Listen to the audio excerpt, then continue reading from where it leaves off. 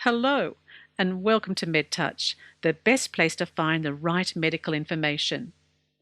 It's estimated that 35% of the world's population will experience a panic attack at some point in their lives. A panic attack is an extremely terrifying and debilitating experience, so much so that once you experience one for the first time, you may find yourself living in fear that it'll happen again. If left unmanaged, this ongoing sense of fear and distress may perpetuate into a more serious anxiety disorder, such as social anxiety, agoraphobia, or panic disorder.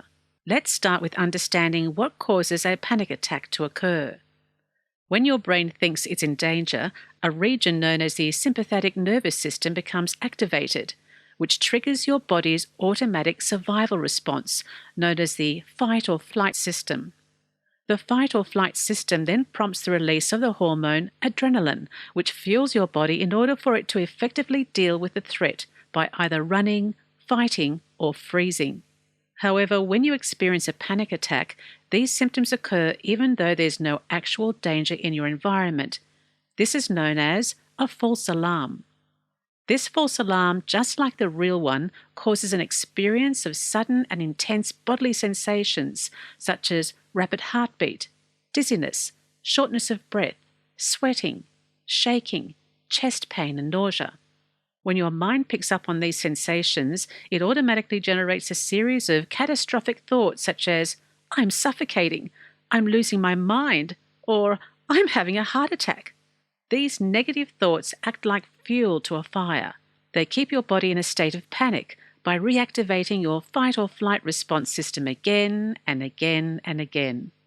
To overcome this, you need to convince your brain that you're not dying or having a heart attack, you're just experiencing a false alarm. To do this, next time you start having sudden, intense bodily sensations, focus on one particular sensation that stands out the most, such as pounding heart, sweating, or breathlessness. Next, remind yourself that this is your body's way of telling you that your alarm system is turned on.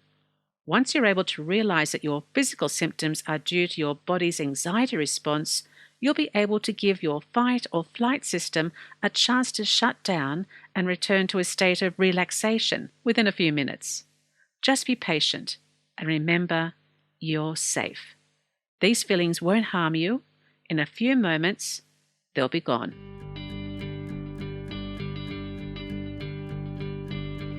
Thank you for watching. Be sure to like this video, subscribe, leave us a comment, and turn on that notification bell so we can stay in touch.